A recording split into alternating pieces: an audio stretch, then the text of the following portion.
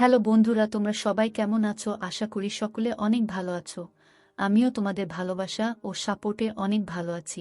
বন্ধুরা, তোমরা আমাকে যে পরিমাণে সাপোর্ট দিয়েছো, তাই আবারও তোমাদের জন্য হাতের কাজ করার নতুন আরও একটি গল্প নিয়ে হাজির হলাম। চলুন ভিডিওটি শুরু করি। আমার 14 বছর বয়সে মালকিন আমাকে তার বাড়িতে নিয়ে যান এবং আমাকে 500 টাকা দিয়ে মালকিন নিজের পিঠের ম্যাসেজ করাতেন। আমি 500 টাকায় রাজি হয়ে মালকিনের পিঠে মালিশ করতাম। কিন্তু একদিন রাতে মালকিন বলতে শুরু করলেন, প্রতাপ, আজকে রুমের লাইটটা নিভিয়ে দাও। আমি চুপচাপ নিভিয়ে দিলাম। আমি জ্ঞান হারিয়ে ফেললাম যখন মালকিন, আমি যে বয়সের মধ্যে দিয়ে যাচ্ছি, এই সময়টা একটা ছেলের জন্য খুব কঠিন সময়, কারণ তাদের মনোযোগ তাদের সামনে উপস্থিত মহিলাদের দিকে পড়ে। এমন অবস্থায় কারো কোমর মালিশ করা আমার জন্য খুব সমস্যার সৃষ্টি করে। যখন মালকিন আমাকে তার কোমর ম্যাসাজ করতে বললেন, কিছুক্ষণ অবাক হয়ে তার দিকে তাকিয়ে রইলাম। আমি কিভাবে এটা করব, এটা খুবই লজ্জার বিষয়, কিন্তু আমার বাবা বলেছিলেন, মালকিনের কোনো কথায় না করবি না, তিনি খুব দয়ালু মনের মহিলা। তুই যদি তার হৃদয়ে জায়গা করে নিতে পারিস, তবে তিনি তোকে বেতনের চেয়েও বেশি টাকা দেবেন। তিনি আমাকে টাকা দিয়েছেন, তা পুরো 500 টাকা, এবং বললেন, এই টাকাটা শুধু তোমার। আমি খুব খুশি হয়েছিলাম, কিন্তু যখন তিনি আমাকে তার কোমরে তেল দিয়ে মালিশ করতে বললেন, আমি হতভম্ব হয়ে তার দিকে তাকিয়ে রইলাম। তিনি কিভাবে একটা ছেলেকে দিয়ে মালিশ করাতে পারেন? আমি কিছু বললাম না, কিন্তু খুব নার্ভাস ছিলাম। তিনি আমাকে তার রুমে নিয়ে গেলেন, তারপর বিছানায় শুয়ে তার কোমরে তেল লাগাতে বললেন। আমি যখন তার কোমর থেকে তার কাপড়টা তুলে দিলাম, তখন আমার চোখ বড় বড় হয়ে গেল। তিনি আমাকে যে তেল দিয়েছিলেন, আমি চোখ বন্ধ করে আমার হাতে কিছুটা নিয়ে তার কোমরে লাগাতে লাগলাম। আমার একমাত্র চেষ্টা ছিল কাজে পুরোপুরি মনোনিবেশ করা। আমি একবারও তার কোমরের দিকে তাকাইনি, আমি শুধু চোখ নামিয়ে ম্যাসাজ করেছিলাম। আমার মনে আছে যে আমি যখন এখানে কাজ শুরু করি, প্রথম দিকে কাজের সময় অনুসারে আমি যখন মালকিনের ঘরে প্রবেশ করলাম, তখন মালকিনকে কিছুটা অন্যরকম লাগছিল। তার চেহারায় অদ্ভুত পরিবর্তন লক্ষ্য করলাম। তিনি ঘামে ভিজে যাচ্ছিলেন। আমি জানি না তার কি হয়েছিল। আমাকে দেখামাত্রই সে হঠাৎ সোজা হয়ে আমার দিক থেকে অন্য দিকে তাকাতে লাগলেন। আমি কিছুটা অবাক হয়ে মালকিনের দিকে তাকিয়েছিলাম। আমার মনে হলো মালকিনের শরীর ভালো নেই। আমি সবসময় নীরবে মালকিনের সেবা করতাম, কিন্তু আজ আমি কিছুটা দ্বিধা নিয়ে মালকিনের দিকে তাকিয়ে তাকে জিজ্ঞেস করলাম, মালকিন, আপনি ঠিক আছেন তো? আপনাকে অন্যরকম লাগছে মনে হয়। আমি আমার মালকিনকে মন থেকে সম্মান করতাম এবং আমি তার জন্য চিন্তিত থাকতাম, কারণ তিনি কেবল আমার মালকিনই ছিলেন না, আমার কাছে তিনি একজন খুব ভালো অভিভাবক ছিলেন। তিনি ছোটবেলা থেকেই আমাকে সাহায্য করেছিলেন এবং তিনি আমার দুঃখী জীবনকে সুখী করে তুলতে খুব সাহায্য করেছিলেন।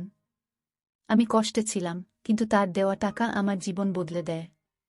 আমার বাড়ির অবস্থা পাল্টে যায়। আমার প্রশ্নে মালকিন নাতে মাথা নেড়ে আমাকে আশ্বস্ত করলেন যে তিনি একেবারে ঠিক আছেন, কিন্তু তার মুখে স্পষ্ট দেখা যাচ্ছিল যে তিনি কিছু লুকাচ্ছেন এবং তিনি খুব টেনশনে আছেন। কয়েক মাস ধরে তার বাড়িতে কাজ করছি। আজকে প্রথমবার যখন তিনি আমাকে ম্যাসাজ করতে বললেন, আমি খুব ভয় পেয়েছিলাম। কারণ পুরো বাড়িতে তিনি একাই থাকতেন, না স্বামী না কোনো সন্তান। এই কথাটা শুনে আমি প্রথমে চুপ হয়ে গেলাম, কিন্তু আমি মালিশ করলাম, সারাক্ষণ আমার হাত কাঁপছিল। আমি ভেবেছিলাম মালকিন একদিনের জন্য আমাকে দিয়ে এই কাজটা করাবেন, কিন্তু এখন তিনি আমাকে দিয়ে প্রতিদিন মেসেজ করানো শুরু করলেন।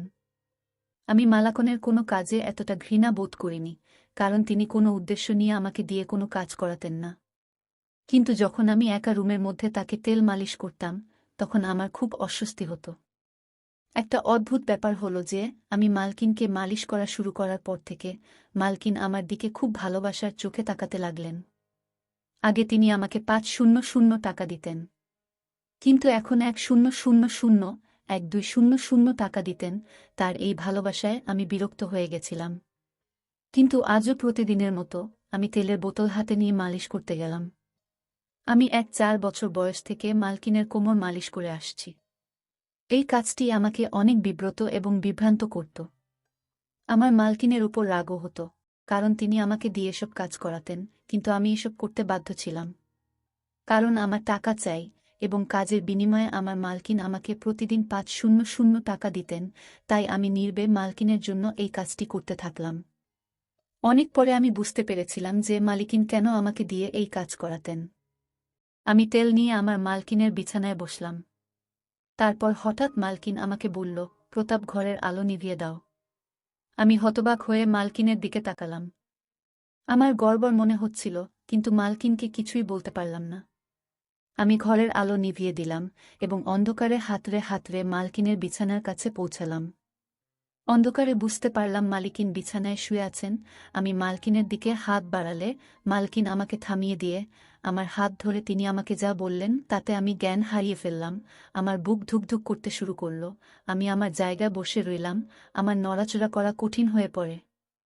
আমার মালকিনের কথা শুনে আমি কেঁপে উঠেছিলাম। আমি বাঁকুড়ার একটি গ্রামে থাকতাম। আমার পরিবার খুবই গরিব। আমার বয়স যেহেতু 4 বছর, তাই আমার পক্ষে কাজ পাওয়া বা টাকা ইনকাম করা কঠিন ছিল। আমি বাধ্য হয়ে আমার বাবা মাকে কষ্ট করে সংসার চালাতে দেখেছি। তারা খুব কষ্টে ছিল, কিন্তু আমি তাদের কোনো সাহায্য করতে পারিনি। আমি খুব আবেগী ছিলাম, কিন্তু কোনোভাবে টাকা ইনকাম করে তাদের সাহায্য করতে পারিনি, যাতে তাদের একটি ভালো জীবন দিতে পারি। লেখাপড়া করা আমার স্বপ্ন ছিল, কিন্তু আমি জানতাম যে আমাদের কাছে লেখাপড়া করার টাকা নেই। আমাদের বাড়িতে খাওয়া দাওয়া করাই খুব কঠিন, তবে আমি জানতাম যে আমি যদি আমার শখ প্রকাশ করি, তবে আমার মা বাবা এত কষ্টের মধ্যেও নিশ্চয়ই আমাকে পড়াতেন। কিন্তু আমি এতটা স্বার্থপর ছিলাম না, তাই নিজের শখগুলোকে নিজের মধ্যে দমিয়ে রেখেছিলাম। এবং এই জিনিসটি আমাকে আরও উদাস করত। সেই দিনগুলিতেই মালকিন আমার জীবনে এসেছিলেন। মালকিন একজন বয়স্ক মহিলা এবং একা থাকতেন।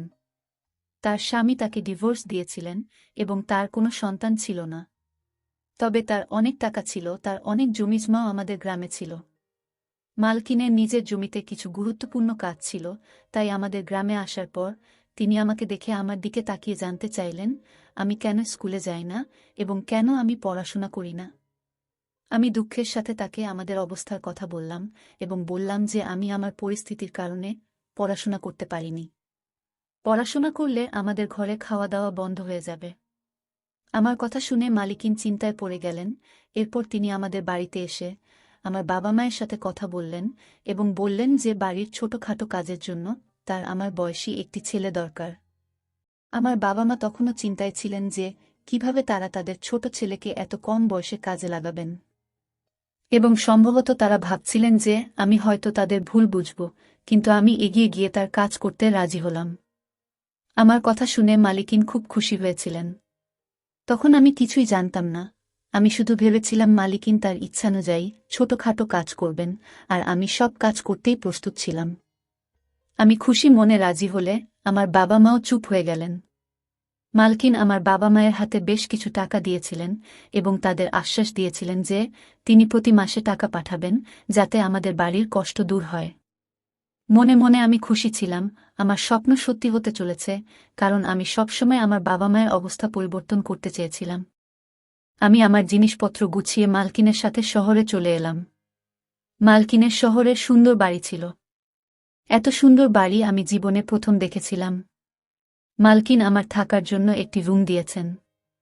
রুমটি খুবই ছোট, কিন্তু খুব সুন্দরভাবে সাজানো ছিল। রুমে দামি দামি আসবাবপত্র রাখা ছিল। আমার মনে হচ্ছিল যেন ঘরটা আমার স্বপ্নের মতো তৈরি করা হয়েছে। মালকিন আমাকে ছোটখাটো কাজ বুঝিয়ে দিলেন, যার মধ্যে কাপড় দিয়ে রোজ তার গাড়ি পরিষ্কার করা, রাতে তাকে দুধের সাথে জল দেওয়া এবং দিনে 3 বার খাওয়ার বাসনপত্র ধোয়া ইত্যাদি। এই কাজগুলো আমার মতো গরিব একজন ছেলের পক্ষে খুব সহজ ছিল। মালকিনের বাড়িতে বাইরে থেকে রান্না করা খাবার আসত এবং মালিকিন তার সাথে আমাকেও খেতে দিতেন। প্রথম দিনই আমাকে ভালো জামাকাপড় দেওয়া হয়েছিল, জুতাও কিনে দিয়েছিলেন। মালকিনের দয়া এখানেই শেষ হয়নি। তিনি আমাকে বলেছিলেন যে তিনি খুব শীঘ্রই আমাকে একটি ভালো স্কুলে ভর্তি করাবেন, যাতে আমি আমার পড়াশোনা চালিয়ে যেতে পারি। শুনে আমি খুব খুশি হয়ে গেলাম। কিন্তু রাত নামার সাথে সাথে মালকিন আমাকে তার ঘরে ডেকে একটি সুগন্ধযুক্ত সিসি দিয়ে বললেন, আমার গায়ে ম্যাসেজ করো। আমি মাথা নেড়ে তাড়াতাড়ি তেল এনে মালকিনের পায়ের কাছে গিয়ে বসলাম। আমি ভেবেছিলাম যে আমাকে মালকিনের পা ম্যাসেজ করতে হবে, এবং আমি খুশি খুশি এটি করতে রাজি ছিলাম। কিন্তু মালকিন আমাকে থামিয়ে তার কোমরের নিচের দিকে ম্যাসেজ করতে বললেন। এটা করতে আমার লজ্জা করছিল, কিন্তু কোনোরকমে আমি মালকিনের শরীরে ম্যাসাজ করলাম। আমি তারপর উঠে রুম থেকে চলে গেলাম। আমি ভাবলাম মালকিন মনে হয় ক্লান্ত হয়ে পড়েছেন। আর আমাকে দিয়ে মেসেজ করাবেন না, কিন্তু আমার ধারণা ভুল ছিল। আমি খুব চটকা ছেলে ছিলাম, তাই সব কাজ তাড়াতাড়ি করে ফেলতাম, কিন্তু রাত নামলেই আবার একইভাবে মালকিন আমাকে রুমে ডেকে এক শিশি তেল দিলেন। এটা ভেবে মন খারাপ হয়ে গেল যে আজকেও আমাকে মালকিনের মালিশ করতে হবে। পা পর্যন্ত তো ঠিক ছিল, কিন্তু মালকিন আমাকে দিয়ে যেখানে মালিশ করাতেন সেটি আমার কাছে অস্বস্তি করছিল। আজও আমি কোনোরকমে মালকিনের মালিশ করে তার দিকে তাকালাম। তিনি শান্তিতে ঘুমাচ্ছিলেন। আমি বুঝতে পারছিলাম না মালকিন এতে কি সুখ পান।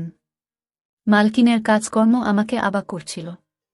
3 দিন পরেই মালকিন আমাকে একটি ভালো স্কুলে ভর্তি করিয়েছিলেন। আমি আমার মালকিনের জন্য পাগল ছিলাম, কিন্তু আমার মালকিনের মেসেজ করতে ভালো লাগত না। মালকিন এটি তার রুটিনে পরিণত করেছিলেন। আর প্রতিদিন সে আমাকে মেসেজ করতে বলতেন। আমি তার অনুগ্রহে ছিলাম, তাই আমি না করতে পারছিলাম না। তাই কিছু না বলে আমি আমার মালকিনকে মেসেজ করতে লাগলাম। মালকিন সম্ভবত বুঝতে পেরেছিল যে আমি তার মালিশ বিরক্তি নিয়ে করি। সেজন্য আমার বেতন বাদেও তিনি আমাকে প্রতিদিন 500 টাকা করে দিতে লাগলেন, এবং আমি আনন্দের সাথে টাকার জন্য এই কাজটি করতে লাগলাম। এইভাবে আমি মালাকনের বাড়িতে অনেক দিন ছিলাম, এবং এখন আমি এতে অভ্যস্ত হয়ে গেছি। মালকিনের একটি ভালো অভ্যাস ছিল যে মাস শেষ হলেই তিনি আমাকে না বলেই আমার বাড়িতে টাকা পাঠিয়ে দিতেন, যা আমার বাবা মায়ের জীবনকে সহজ করে দিয়েছিল। আমিও খুব কষ্ট করে পড়াশোনা করছিলাম যে সারা জীবন যাতে আমাকে মালকিনের মতো মহিলাদের বাড়িতে থেকে তাদের ইচ্ছা পূরণ করতে না হয়। একদিন আমি প্রতিদিনের মতো মালকিনের মেসেজ করতে তার রুমে গেলে মালকিন আমার দিকে একভাবে তাকাতে লাগলেন। তাকে মালিশ করার সময় আমার মুখে সবসময় একটা বিরক্তি ভাব থাকত, এবং আমি এভাবেই তার মেসেজ করতাম, এবং মালকিনও এটা অনুভব করতেন। তাই মালকিন আমার দিকে মনোযোগ দিয়ে তাকিয়ে তারপর বললেন যে আমি জানি আমার এই কাজটা করতে তোমার খারাপ লাগে, কিন্তু আমি অসহায়, তাই তোমার খারাপ লাগা সত্ত্বেও তোমাকে দিয়ে এই কাজটা করিয়ে নিই। মালকিনের মুখে উদাস ভাব ফুটে উঠল। আমি কিছু বুঝতে না পেরে মালকিনের দিকে তাকাতে লাগলাম। আমি বুঝতে পারিনি, তাই মালকিন আমাকে তার বাধ্যবাধকতার কথা বললেন, আর লজ্জায় আমার অবস্থা খারাপ হতে লাগল। মালকিন আমাকে বললেন যে তার মেরুদণ্ডের সমস্যা রয়েছে, যার কারণে তিনি মালিশ না করিয়ে রাতে ঘুমাতে পারেন না। মালকিন এই কাজের জন্য নার্স রেখেছিলেন, কিন্তু তারা সবাই কোনো না কোনো অজুহাত দেখিয়ে কখনো কখনো তাড়াতাড়ি মেসেজ করে, আবার কখনো কখনো মেসেজ না করেই চলে যায়। বাধ্য হয়ে মালকিন আমাকে কাজে রাখেন, এবং তিনি আমার এত উপকার করতেন যাতে আমি তার মেসেজ করতে না বলতে না পারি। এসব কথা বলে মালকিন চুপ করলেন, আর আমি মালকিনের কথায় খুব লজ্জিত হলাম, এবং আমার আচরণের জন্য আমার খুব খারাপ লাগছিল। যে মহিলা আমার এত উপকার করেছেন তাকে নিয়ে আমি উল্টোপাল্টা ভেবেছি বলে আমি আফসোস অনুভব করছিলাম। এই রোগের কথা শুনে আমি আমার মালকিনের মালিশ আমার সমস্ত হৃদয় দিয়ে করতাম, এবং কখনো বিরক্ত হতাম না। মালকিন আমাকে খুশি করতেন। আমি এখন যুবক হয়ে গিয়েছি, এবং মালকিন খুব বৃদ্ধ হয়ে গিয়েছেন। একদিন আমি মালকিনকে মালিশ করতে তার রুমে গিয়ে দেখলাম মালকিনের অবস্থা খুব খারাপ। আমি জিজ্ঞাসা করলেও মালকিন আমাকে কিছুই বললেন না। আমি যখন মেসেজ করা শুরু করলাম, প্রথমবারের মতো মালকিন আমাকে লাইট অফ করতে বললেন। আমি অবাক হয়েছিলাম, কিন্তু আমি তার কথা মেনে লাইট বন্ধ করে তার কাছে গিয়ে বসলাম। এমন সময় মালকিন আমার হাত ধরে আমাকে বললেন, আজ আমার শরীর খুব খারাপ লাগছে, আর বুকেও ব্যথা হচ্ছে। আমার মনে হচ্ছে আমার সময় ঘনিয়ে এসেছে। মালকিনের কথা শুনে আমি ঘামতে লাগলাম। আমি নীরবে বসে রইলাম। মালকিন বললেন, তোমার যত্ন আমার মন জয় করে নিয়েছে। আমার যদি ছেলে থাকত, তবে তোমার মতো আমার যত্ন নিত। আমি তোমাকে আমার ছেলে মনে করি। আমি আমার সমস্ত সম্পত্তি তোমার নামে করে দিয়েছি। নিজের খেয়াল রেখো। মালকিন এই কথা বলেই তার হাত নিচে পড়ে গেল। আমি তাড়াতাড়ি উঠে লাইট অন করে মালিককে দেখে দ্রুত ডাক্তারকে ডাকলাম। মালকিন একেবারে স্থির। ডাক্তার চেক আপ করে মালকিনকে মৃত ঘোষণা করলেন। আমি হতভম্ব হয়ে কাঁদতে কাঁদতে পাগল হয়ে গেলাম। মালকিন আমার মায়ের মতো ছিলেন, যদিও তিনি আমার মা ছিলেন না, কিন্তু আমাদের মধ্যে সম্পর্কটা মা ছেলের মতোই ছিল। আর তার উকিল পরের দিনই তার সমস্ত সম্পত্তি আমার হাতে তুলে দিয়েছিলেন। আমি অনেক বড়লোক হয়ে গেছি, এবং আমি মালকিনের বাড়িতেই থাকি। আমার বাবা মাও আমার সাথে থাকেন। আমার জীবন খুব সুন্দর হয়ে উঠেছে। আমার মালকিন খুব সুন্দর মনের মহিলা ছিলেন। ধন্যবাদ সবাইকে গল্পটা শোনার জন্য।